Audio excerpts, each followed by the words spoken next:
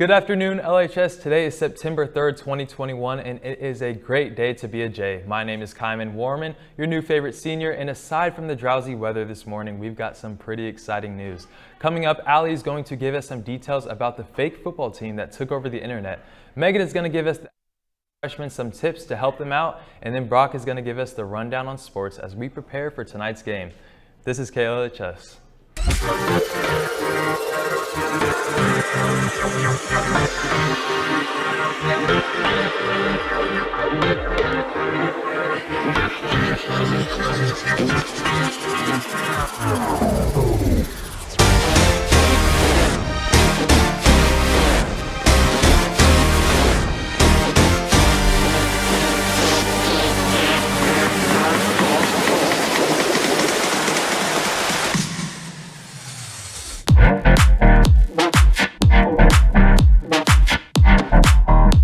What is going on, Jays? I know everyone is looking forward to beating Liberty North tonight, but at least you know the two teams are actual teams and not just a fraud team, like for example, Bishop Sycamore. Last Sunday, Bishop Sycamore played IMG Academy, one of the U.S.'s top high school teams, and instantly raised questions. Many fans wondered, who is Bishop Sycamore and how are they playing IMG Academy? Well, it turns out Bishop labeled themselves as an elite school from Ohio, when in reality, Bishop Sycamore is a fake school with a fake address and a fake website. Because of this, Roy Johnson, the head coach of Bishop, is now facing an active warrant and a civil lawsuit for $100,000.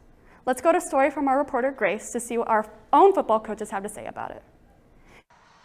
I'm Grace Halter here with Coach Freegon. I'm here with KLHS. So what was your initial reaction when ESPN put together a game with fake schools? Well, luckily it was just one of them that was fake, but I was kind of surprised just from a safety standpoint because so many people on that team that was deemed to be a fake school were older kids playing against high school kids. Yeah, and do you think that will affect the comparison of private schools and public schools? Yeah, I think it shows a little bit about some of these maybe large and nationwide private schools that people move to, and shows how much different they are from a regular high school. And how do you think this will affect the public if this was a public school instead? Well, I think if it was a public school, there would probably be some people held more accountable on it. I know ESPN has taken some repercussions on it. But yeah, I think the leadership at a public school would definitely be held accountable for what happened there. Thank you so much. This is Grace Halter signing off of KLHS. Thank you, Grace, for that interview. If you want any more information on the story, you can go to ESPN.com. That's all the news I've got for you today. For KLHS, my name is Allie Collier. Catch you later, Jays. That was a great story. Thank you, Allie. I'm interested to see how this all pans out. First up for our announcements, SWE Next is giving access to programming and related resources for students interested in ways to get involved in the engineering community. You'll have the opportunity to develop your leadership skills and, I quote, be that engineer. An information meeting will be held on Thursday, September 16th from 7:30 to 8 a.m. But if you are not an early bird like me, feel free to attend the second meeting from 3:30 to 4, which will be held in the View. Now, this program is focused on girls within the engineering community, but SWE Next is encouraging all students to get involved. If you have any other questions, contact Ms. Ajahi. And if you were here with me last week, you know that the Liberty Foundation Spirit Week started this Monday. We saw bright outfits, beach attire, funky patterns, and a range of other spirited themes. LHS students and families followed through and posted some of their pictures using the hashtag ShineBrightLPS. Today's theme was school spirit, so if you're repping your LHS gear, be sure to take some pics. And speaking of spirit, make sure to take advantage of the Spirit Shop's 20% off discount. Now we've got quite a few former Blue Jays who have made a significant impact within the school, community, and even the world. In recognition of some of these achievements, Liberty High is reintroducing the LHS Hall of Fame. They'll be accepting nominations for this prestigious award starting with the 2021 homecoming festivities.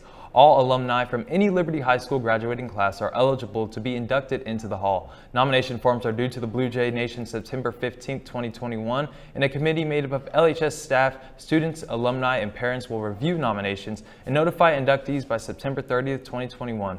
Winners will be introduced at the homecoming pep rally as well as the homecoming football game this evening. And for my students interested in getting involved, Liberty Robotics is a combined team of students from Liberty and North. The team competes in a game designed each year by First. They don't just build robots though. They work on business development, which includes media, public relations, logistics, and anyone interested can come out on Tuesdays and Thursdays from 3:45 to 6 p.m. 4:15 starting on Tuesday, September 7th. And for any other clubs, leadership is looking for ways to support you. So scan the QR code that was sent, fill out the form, and get free assistance. That is all I have for your announcements today, LHS. Now let's join Megan with some freshman tips. What's up, Jays? I'm Megan Gifford reporting for KLHS to bring you some tips for the freshman class of 2025 on how to become more successful and more involved here at LHS this year. A great way to get involved at LHS is to join one of the many sports we have at this school and also one of the many clubs that we have. If you find yourself looking for a club that doesn't seem to be there, you can always create your own club. This way you get to meet people who have similar interests as you. Let's head over to Mr. Berger to see how exactly you can get involved. So with freshmen, it can be very difficult to get involved. The biggest thing that I would say is talk to those upperclassmen that they may know. Student council is one of those organizations that is always looking for new members. I think every club or organization is always looking for new members. It's just I think they need to know who the club people are and who the sponsors are. So the guidance counselors is a really great place to get information on clubs and sports, talking to teachers. Talking to teachers and counselors is a great way to know what's going on at LHS, but our home site actually has it all right there for you. If you go to the LHS home site and hover over the tab that says Student Life, you'll see a drop down of all the different student-led organizations we have at LHS and then a tab that says Clubs. Once you click that tab, you'll be able to see all the different clubs we have here at LHS and some information about each of them with their representatives.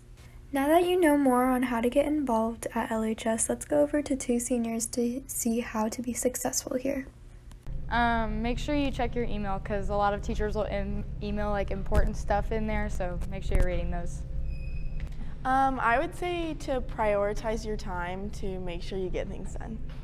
I hope you guys, and especially freshmen, now know how to get involved at LHS.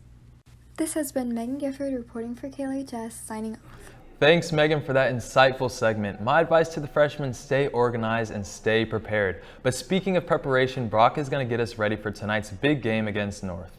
Good afternoon, Jays. I'm Brock Krusky with the Friday football preview. Tonight is the crosstown showdown between rivals Liberty and Liberty North. The Eagles are coming off a tough loss to Bentonville, an Arkansas football team, and Liberty is coming off a very close overtime victory against Blue Springs. What does Liberty have to do to ensure victory in tonight's very important matchup?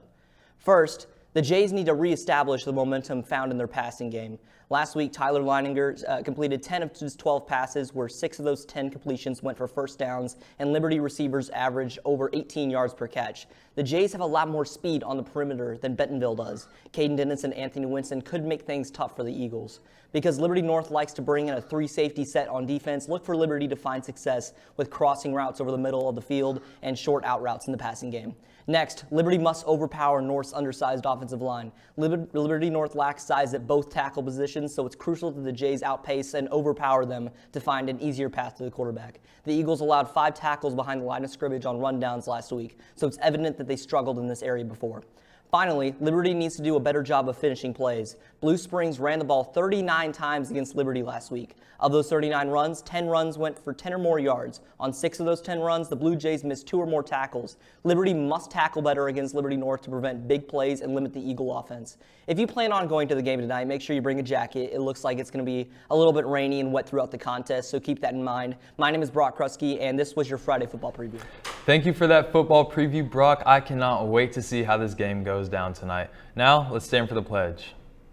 I pledge allegiance to the flag of the United States of America and to the republic for which it stands, one nation, under God, indivisible, with liberty and justice for all. That is all we have for today, LHS. Thank you, Allie, Megan, Brock, and the rest of the amazing KLHS crew for today's show. Signing out, I'm Kyman Warman with KLHS News, and I'll see you next time.